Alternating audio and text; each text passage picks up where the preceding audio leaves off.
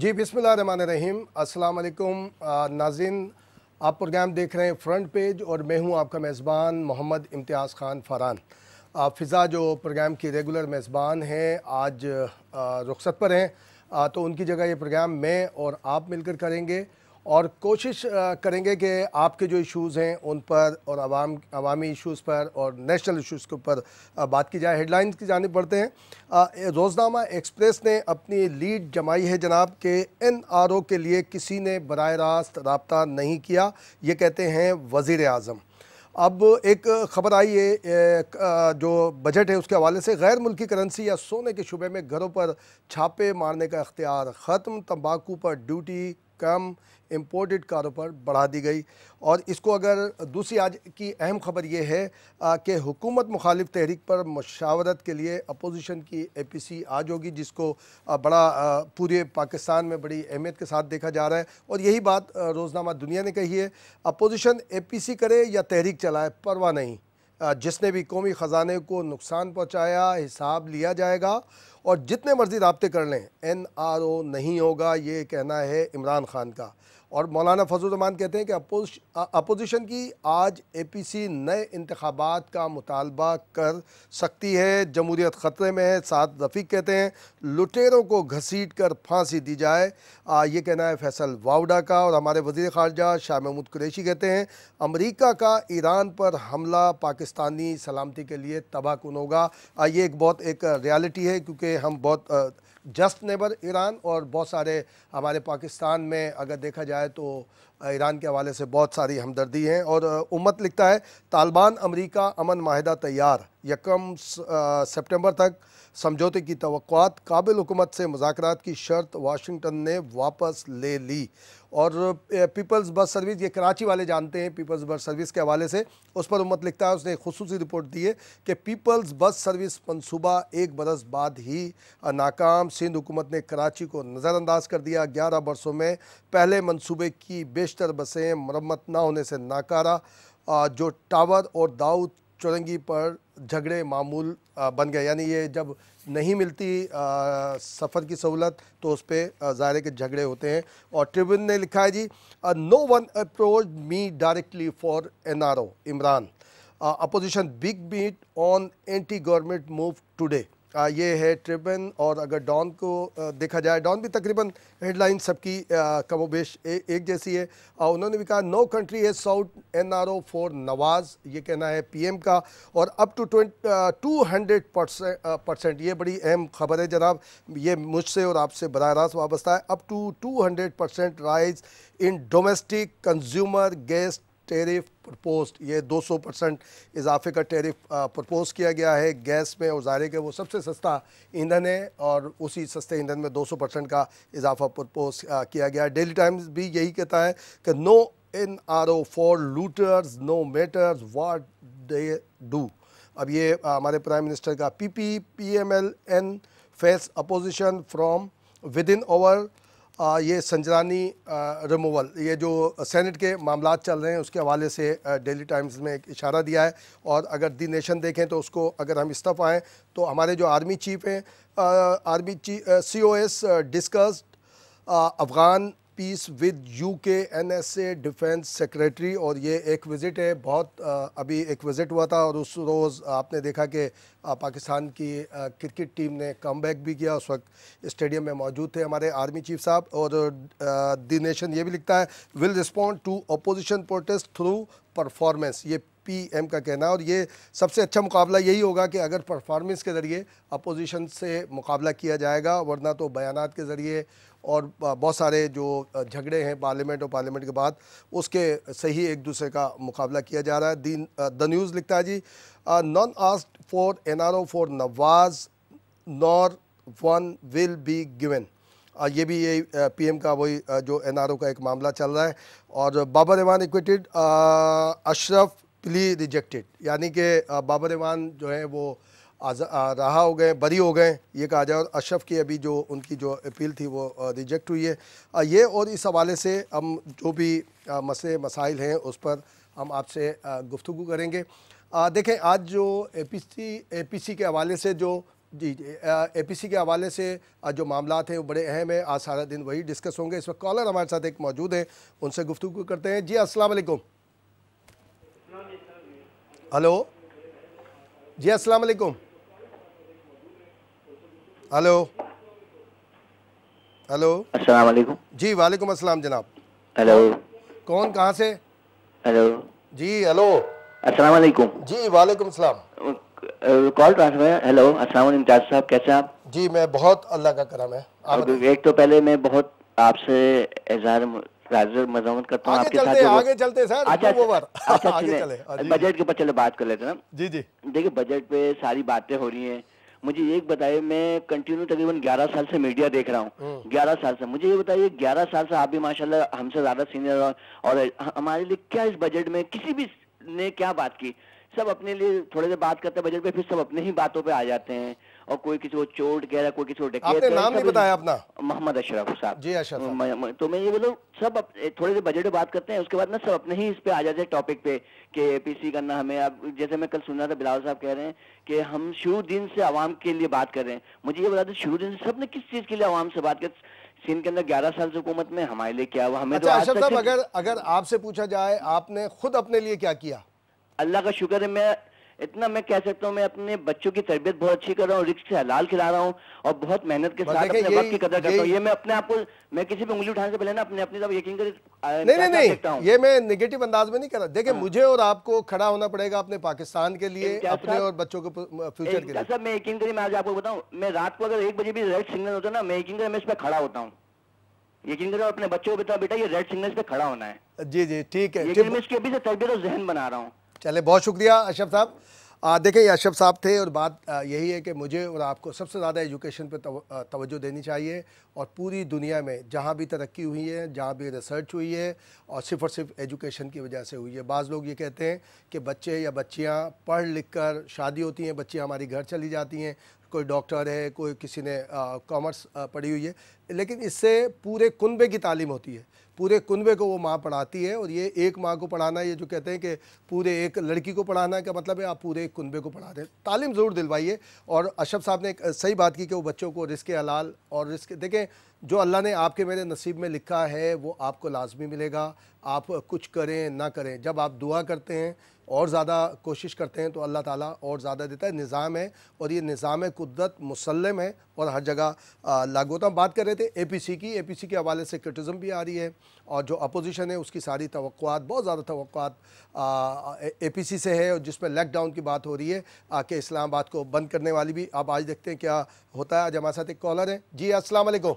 वालेकुम अस्सलाम, कैसे हैं आप? मैं मिसेज एजाज बोल रही हूँ लाहौर से। जी जी क्या हाल है? ठीक है आप? हाँ अल्हम्दुलिल्लाह। इतनी हुकूमत ने अफरा तफरी मचाई हुई है और मीडिया में जब वो कन्वर्ट होती है खबर तो उससे ज़्यादा इतनी वो हर बंदा परेशान है। मतलब ये है कि करोड़पति से लेकर सिफरपति तक जो है ना वो शख्स परेशान है कि याला मैं क्या करूँ। नंबर 1 बेरोजगारी 100% है, बल्कि 200% है। जी जी। और नंबर 2 हुकूमत ने कहा है कि जी में हम बैंकों में जो अकाउंट हैं उन पे छापे मरवाएंगे, उसके बाद काउंट करेंगे किसका कितना। मेरी बात सुने, मैं आपको 3 बातें क्लियर करूं। पाकिस्तान में लोग बहुत ज़्यादा, बल्कि आप 90% अपने सेल्फ मेड लोग थे जिन्होंने जीरो से स्टार्ट करके आज करोड़पति बने हैं। ठीक है, अब हाउस वाइफ स्टूडेंट्स के पैसे जमा होते हैं वहाँ पे। और एक मजे की बात है जो हमारे बड़े शरीर में कमेटी सिस्टम है, ये मैं तमाम औरतों की तरफ से बात कर रही हूँ। उन्होंने जहेजों के लिए डाली होती है कमेटी, बच्चों की तालीम के लिए वो अकाउंट बनाए हुए। अच्छा, अब ये जो खबर घूम रही है जी 5 लाख के ऊपर से FDR वगैरह जाएंगे और वो छापे मारेंगे, फिर वो फॉर्म भेजेंगे, फिर ये करेंगे, खुदारा कुछ सेटिस्फेक्शन करें। वज़ीर आज़म साहब आए हैं लेकिन उन्होंने 1 बाय 1 पॉइंट वाइज कोई, और वो टीम भी आई है जो शबरजदी और उनकी बैठ के टीवी पे एक्सप्लेन करती रही है, लेकिन वो लोगों को सेटिस्फाई नहीं। अच्छा, इसमें अगर आपसे हम कहें कि आप क्या तजवीज़ देंगी हुकूमत को? मैं यही दूंगी कि खुदा के वास्ते 30 जून जो है वो लास्ट डेट किसी चीज के लिए ना रखें। जो भी है, इनकम टैक्स तो ऑलरेडी जमा होता है, ज़कात भी जमा होती है, खैरात भी जमा होती है, ये कौन दे रही है, ठीक है ना। लेकिन सबसे बड़ी बात यह है कि आप लोग आम आदमी को फिक्र में डाल रहे हैं। आम आदमी परेशान है, रोजगार भी नहीं है, वो टैक्सों की भरमार हो गई, घरों में गाड़ियां खड़ी हैं। अभी जो खावंद है वो पैसे जोड़ जोड़ के वो बीवी को भी दूसरी गाड़ी बना देता है, वो किसी बच्चे को भी ले देता है। ये बात है ना, हलाल की कमाई से भी ये चीजें बन जाती है। बिल्कुल बन सकती है, क्यों नहीं बन सकती? हराम की कमाई नहीं सब खा रहे, पाकिस्तान में, यहाँ साइकिलों से लोग कारखानों तक पहुंचे हुए हैं। अभी नंबर 2 ये कहते हैं हजरत के बड़ी खैरात दी जाती है, तो खुदारा आप ताजों के साथ दोस्ती कर लेते आते, उनसे आप ज़कात एक टैक्स की शक्ल भी है जो रसूल करीम सल्लल्लाहु अलैहि वसल्लम ने ज़कात का निज़ाम नाफिज किया था। हजरत अबू बकर सिद्दीक ने ये जंग भी की थी जो टैक्स नहीं, ये ज़कात नहीं देते थे। आप ताजों से उतनी ज़कात ले लेते, लेकिन कहा जरूर था उन्होंने कि मैं जंग करूंगा, जो ज़कात नहीं देंगे जो भी है। बहरहाल आप ताजों से दोस्ती लगाते, आपका जितना कर्जा था 1 महीने में उतार देते। आपने तो उनको भी डरा दिया। आम आदमी को रोजगार देते हैं, आपकी कोई पॉलिसी कामयाब नहीं होगी। खुदारा मत डराएं, एक्सप्लेन करें, सेटिस्फाई करें और लोगों को रोजगार भी दें। लोग बहुत तंग आए हैं और झोलियां उठा उठा के मैं बताऊं। और सियासतदानों से मेरी दरखास्त है, आप लोग लड़ने नहीं आते पार्लियामेंट में, ये पार्लियामेंट बंद करो। हमारे पैसों से तुम एसीओ में बैठे हुए, हमारे पैसों से ये इतनी इतनी बड़ी कुर्सी कितने लाखों की उस पर बैठे हुए हो, ठीक है। तो मेरी दरखास्त है, ये पार्लियामेंट का इजलास बिल्कुल ना बुलाएं, आपस में मत लड़ो। जो जेल में है जेल में है, जो हुकूमत में है ये नहीं होना चाहिए। पार्लियामेंट का इजलास तो बहुत जरूरी होता है, हमारे किस काम लड़े का, एक दूसरे को ताने मेने देकर चले जाते हैं, हमारे किस काम का वो, हमारे लिए वो क्या करके जाते हैं। चले इस पे भी गुफ्तगू करते हैं। बहुत शुक्रिया, बिल्कुल करते हैं। बहुत शुक्रिया, अल्लाह हाफिज। देखिए बात जो हमारी बहन फरमा रही थी ये बहुत एक हद तक सही है, लेकिन पार्लियामेंट का इजलास बहुत ज़रूरी है पूरी दुनिया में। पूरी दुनिया की पार्लियामेंट्स में ऐसे ही होता है। आपने जापान जैसे तरक्की याफ्ता मुल्क का देखा होगा कि एक दूसरे के ऊपर चेयर्स खींच कर मारी गई और पार्लियामेंट के अंदर जो थी एक दूसरे से गुत्थम गुत्था हो गए। अल्हम्दुलिल्लाह उस किस्म का माहौल यहाँ भी बराह रास्त वो सारी सूरत हाल नहीं है। लेकिन जो बहन एक बात कह रही थी वो बात मैं समझता हूँ सबकी आवाज़ है। हम बार बार ये रिक्वेस्ट कर चुके हैं और लिख कर भी हमने एक रिक्वेस्ट भेजी है जो अपने तरफ से कि ये फाइलर और नॉन फाइलर का जो मामला चल रहा है ये बहुत अजीब सी सूरत हाल है। इसका मतलब ये एक तरह से ये इंप्रेशन दिया जा रहा है जो नॉन फाइलर है वो चोर है या पता नहीं टैक्स नहीं देता, ऐसी बात नहीं है। कम से छोटा बंदा, हम गांव जाते हैं, गोट जाते हैं अपने, तो वहाँ पर भी जो मोबाइल यूज़ हो रहा होता है वो टैक्स दे रहा होता है, डायरेक्ट और इनडायरेक्ट। जब वो शहर में आके हमारी फैमिली जब कोई ख़रीदारी करती है तो ये डिफ़ाइन करे FBR को। ये सबसे बड़ी डिमांड है कि जो मेरा आपका जो ID कार्ड है उसको NTM नंबर क्यों नहीं अलाउट किया जा रहा। और आप जाएं बड़े रेस्टोरेंट में, किसी रेस्टोरेंट में चले जाएं, कहीं मॉल में चले जाएं, वो जो आपको बिल काट कर देते हैं वो एक बिल्कुल वाइट पेपर की तरह होता है। उसको आप अपने पास पॉकेट में रखिए, 2 महीने के बाद वो वेव हो जाता है। 2 से 3 महीने या इससे पहले भी अगर उसमें इंक सही नहीं है तो वेव हो जाता है। इट मीन्स कि आपने एक जस्टिफाई किया इस डॉक्यूमेंट को कि जो महीने 2 महीने के बाद रीडेबल ही नहीं होता। तो ये एक फाइलर और नॉन फाइलर वाले मामले को शायद ख़त्म करना, यकीनन ख़त्म कर देना चाहिए कि ये बहुत बड़ी डिमांड है। और देखिए महंगाई और ये एजुकेशन के हवाले से मैं और आप मैनेज कर सकते हैं। हमने ये देखा है कि जब किसी चीज़ की एक ख़बर आ जाए या नशर हो जाए ख़बर तो वो हम ख़रीदारी बढ़ा देते हैं, जबकि ऐसा नहीं होना चाहिए। हमें अपनी जो गुंजाइश है और जो हमारे जितनी हमें ज़रूरत है वो चीज़ें ख़रीदनी चाहिए। हम गैर ज़रूरी तौर पर जब ख़रीदारी करते हैं तो पता ये चलता है कि वो हमारे अखराजात भी बढ़ जाते हैं और उन चीज़ों की जो इस्तेमाल है वो बढ़ जाता है, ज़ख़ीरा अंदोज़ी बढ़ जाती है और उसके ऊपर रेट बढ़ाने की कोशिश की जाती है। और एक ब्रेक की जानिब बढ़ते हैं, ब्रेक से वापस आएंगे, गुफ्तगू का सिलसिला जारी रखेंगे। आप देख रहे हैं प्रोग्राम फ्रंट पेज। जी नाज़रीन, आप प्रोग्राम देख रहे हैं फ्रंट पेज में, हूँ आपका मेज़बान मोहम्मद इम्तियाज़ खान फ़रहान। ब्रेक पर हम एक ख़बर है जिसका बराह रास्त एक मिडिल क्लास से यकीनन हो सकता है, और वो है जी के 40,000 रुपये वाले जो बॉन्ड हैं गैर रजिस्टर्ड, उनकी फ़रोख्त बंद कर दी गई है। और ये स्टेट बैंक ने ऑर्डर जारी किए हैं कि 31 मार्च के बाद ये जो प्राइस बॉन्ड हैं 40,000 वाले, ये ना तो कैश किए जाएंगे ना रजिस्टर्ड होंगे। इसमें जो कौमी बचत स्कीमें हैं वो भी आप इसको उसमें ट्रांसफ़र करवा सकते हैं। तो जो हमारे नाज़रीन हमें देख रहे हैं जिनके पास 40,000 के बॉन्ड हैं, उनको चाहिए कि ये 31 मार्च से पहले इसको कैश करा लें, या अगर वो उसको प्राइम बॉन्ड में तब्दील कराना चाहते हैं, उसकी रजिस्ट्रेशन कराना चाहते हैं, वो आप करवा सकते हैं। और उसका तरीक़ेकार कैश करने का ये बताया गया है कि एक फॉर्म आपको इशू होगा और 6 कमर्शियल बैंक जो हैं उनको और स्टेट बैंक उसको ज़िम्मेदारी दी गई है कि एक फ़ॉर्म होगा, आप फॉर्म फिल करेंगे तो जो रकम है वो आपको कैश नहीं मिलेगी, वो रकम जो भी उसका ऑनर होगा बॉन्ड का उसके अकाउंट में ट्रांसफ़र कर दी जाएगी। और इसके लिए जो कमर्शियल बैंक है, आपका जहाँ भी अकाउंट है आप उसमें ज़रूर बात कर सकते हैं और वहाँ जाकर उसको कैश करा सकते हैं, क्योंकि बहुत सारे घरों में, जैसे हमारी बहन कह रही थी कि कमेटी का ऐसा सिलसिला है, तो बहुत सारी जगहों ये बॉन्ड्स भी हैं और ख़वातीन के पास ख़ास तौर पर ज़्यादा हैं, तो इसको सीरियस लें। ज़ाहिर है कि हुकूमत की जानिब से एक ऐलान है। एक और बात आई, ये किसी जेंडर डिस्क्रिमिनेशन के हवाले से नहीं, हमारे chief justice of Pakistan Asif Saeed Khosa साहब के रिमार्क्स भी हैं कि एक खातून फर्स्ट टाइम उन्होंने कहा कि करप्शन केस में उनके सामने आई, जिन्होंने 2 साल में 4 करोड़ रुपए की करप्शन की। उसके हवाले से कहना था कि 2 साल में 4 करोड़ करप्शन, खातून अगर 20 साल नौकरी करती तो मुल्क बेच कर खा जाती। ये है उसमें के बकौल जो चीफ जस्टिस साहब ने फरमाया कि पहली मरतबा उनके सामने इतना बड़ा केस आया, वरना तो हमारी ख़वातीन जो है बेहतरीन एडमिनिस्ट्रेटर साबित होती हैं। कहीं भी आप देखें, किसी ऑफिस में अगर हेड कर रहे हैं या किसी डिपार्टमेंट को हेड कर रहे हैं तो बहुत अच्छे हमारे वहाँ से नताइज होते हैं। एक हमारे साथ कॉलर हैं, उनसे बात करते हैं। जी अस्सलाम वालेकुम। वालेकुम सलाम जनाब, इम्तियाज़ अर्ज़ कर रहा हूँ कराची से। जी जनाब इम्तियाज़ साहब। हाँ सर, अभी इससे पहले कॉल आई थी, खातून की कॉल आई थी, वो बार अल्लाह रसूल का जो है सल्लल्लाहु अलैहि वसल्लम वास्ता दे रही थी, भाई अगर ये अल्लाह रसूल को मानते और उनके अहकामात पे अमल करते तो ये मुल्क के हालात ऐसे ये लोग करते ही नहीं। ये तो अजीब सी बात है। और दूसरी बात कि आइंदा हम आवाम को सोचना पड़ेगा कि हम इन सब के बोल बचन में आके अपने पाँव पे कुल्हाड़ा मारेंगे कि नहीं, क्योंकि हमने अपने पाँव पे कुल्हाड़ा खुद मारा है। और सर आप एक बात बताएं कि इनकी बॉडी लैंग्वेज से, इनके रहन सहन से, इनके जाहो जलाल से कभी आपको महसूस होता है कि पाकिस्तानी अवाम के खैरख्वाह या परेशान हाल में हमारे लिए नहीं, हरगिज नहीं। तो खुदारा अपनी सोच को, आवाम को अपनी सोच बदलनी पड़ेगी। और मैं रिस्पेक्टेड चीफ जस्टिस साहब से एक मोदबाना रिक्वेस्ट करना भी चाहता हूँ, सरकारी इदारों के अलावा भी बहुत सारे इदारे हैं पाकिस्तान के अंदर जहाँ जुल्म सितम का बाजार गर्म है, तो उन इदारों पे भी जरा सा नजर फरमाए कि ये तो पाकिस्तान की आवाम का मसला है।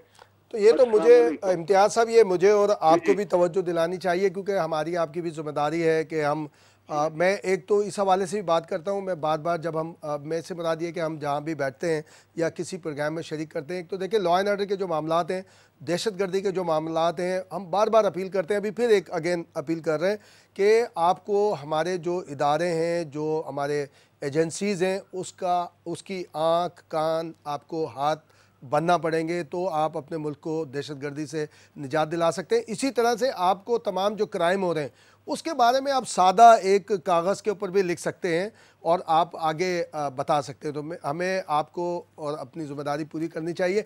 और ये बात सही थी नाज़िन के इम्तियाज़ साहब की, मगर हमें आपको अपनी ज़िम्मेदारी पूरी करनी चाहिए। बाज़ चीज़ें आपके मेरे घर में इस तरह होती हैं जिसके ऊपर हम तवज्जो देकर बहुत सारी चीज़ें, या आप किसी टेक्निकल बंदे के पास या एक्सपीरियंस बंदे के पास बैठते हैं। देखिए बहुत सारी जगहों पर आप देखें, आपके अपने घर में या किसी ऑफिस में एयर कंडीशन चल रहा होता है, वो 26 पर हो या 16 पर हो, या तो पंखा भी आपने देखा कि वो चल रहा होता है। ये चूँकि कॉमन बात है, ये अमूमन डिस्कस करनी चाहिए, ये आपके एनर्जी सेविंग की भी बात है।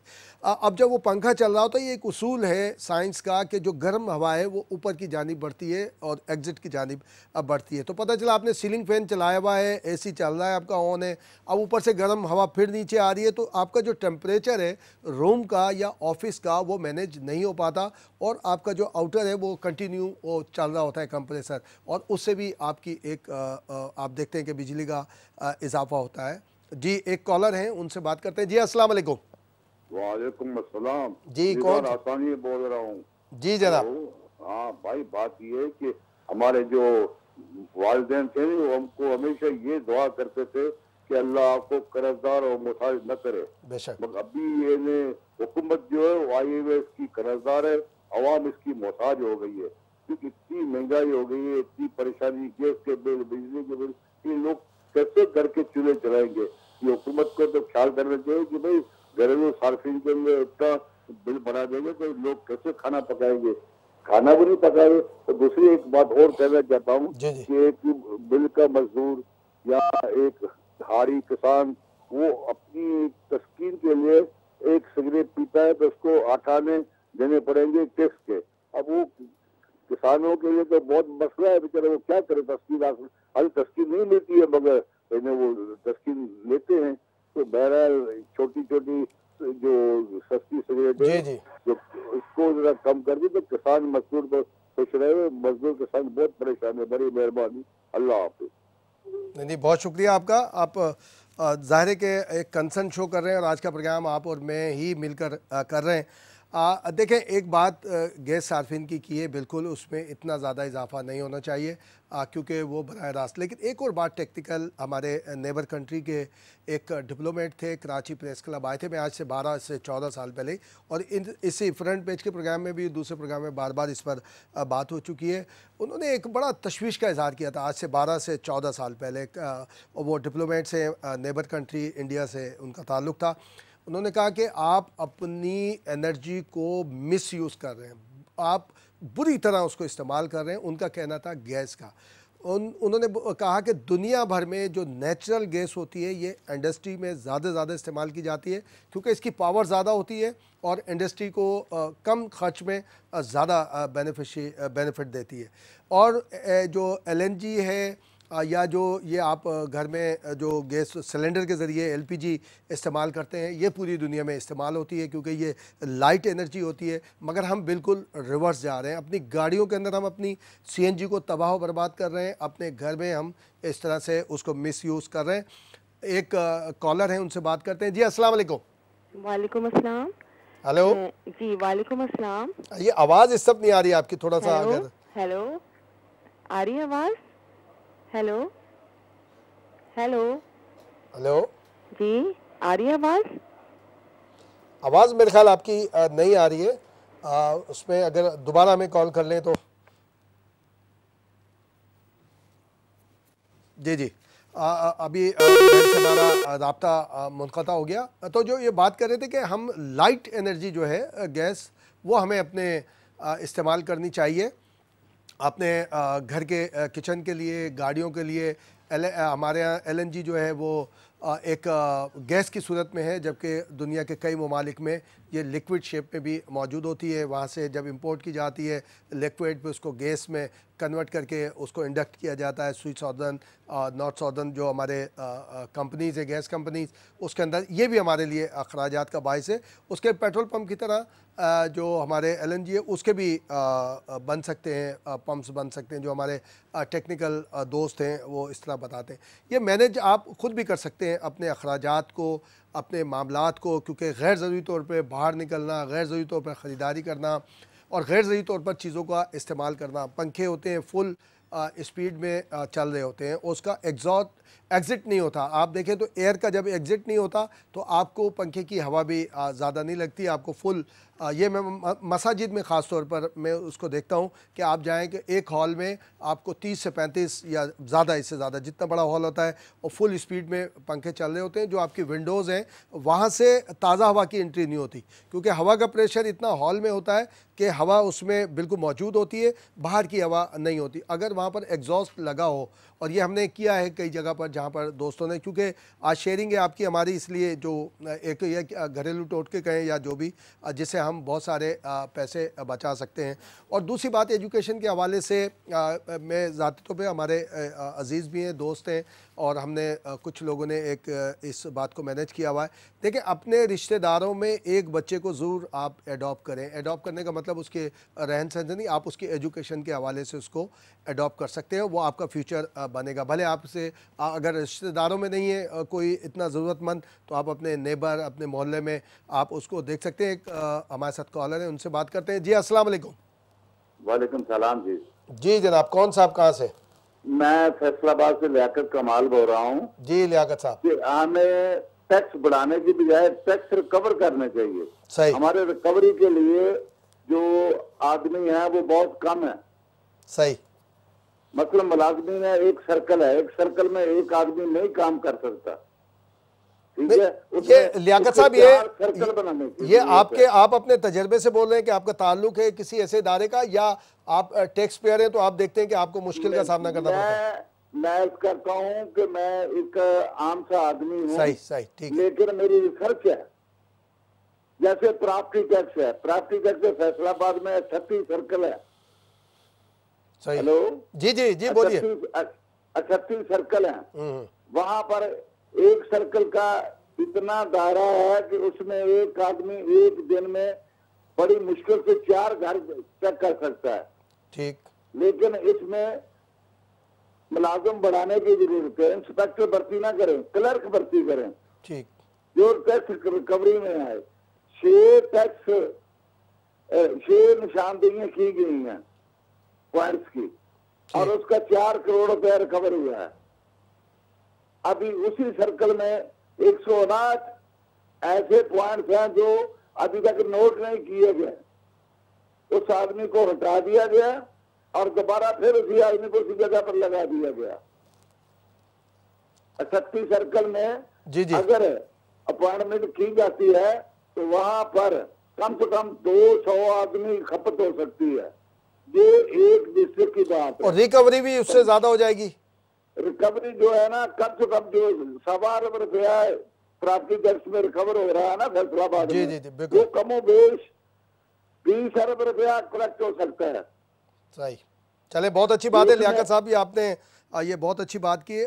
नाज़रीन देखें, ये एक सिटीज़न है और उन्होंने एक अपने इलाके की सिर्फ फैसलाबाद के मामलात बताए। तो मैं जैसे कराची में हूँ, आप जो कराची में रहते हैं, जो अपने अपने शहरों में इस बात को ये और बता सकते हैं, सामने ला सकते हैं। और जहाँ तक कर्ज़े की बात है, देखें 30 अरब डॉलर की बात होती है पाकिस्तान पे, 3,000 अरब रुपए की, कि वो पाकिस्तान के ऊपर कर्जा है या जिस तरह से।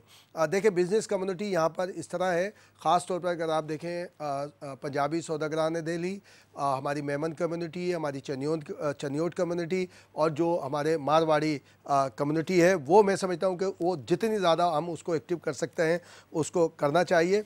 और बहैसियत पाकिस्तानी हमें अपने किरदार को हर जगह सामने रखना चाहिए। जब मैं और आप अपना किरदार अदा करना शुरू कर देंगे तो ये ब्यूरोक्रेसी हो या हमारे पॉलिटिशियंस हो या हुकूमत हो, जैसे लियाकत साहब ने फरमाया, आपको भी सरकारी इदारों पर निगाह रखनी चाहिए, अपने अतराफ़ के लोगों पर निगाह रखनी चाहिए। अगर आप कोई गैर कानूनी चीज़ देखें तो उससे सरकारी इदारों को इन्फॉर्म भी करना चाहिए। आज फ़िज़ा की गैर मौजूदगी में मैंने ये प्रोग्राम किया। यकीनन आई होप कि इसको पसंद आया होगा आपको। इसी तरह हम मिलते रहेंगे। आप प्रोग्राम देख रहे थे फ्रंट पेज। इसके साथ ही अपने मेज़बान मोहम्मद इम्तियाज़ खान फ़रहान को इजाज़त दीजिए। पाकिस्तान ऑलवेज़ जिंदाबाद।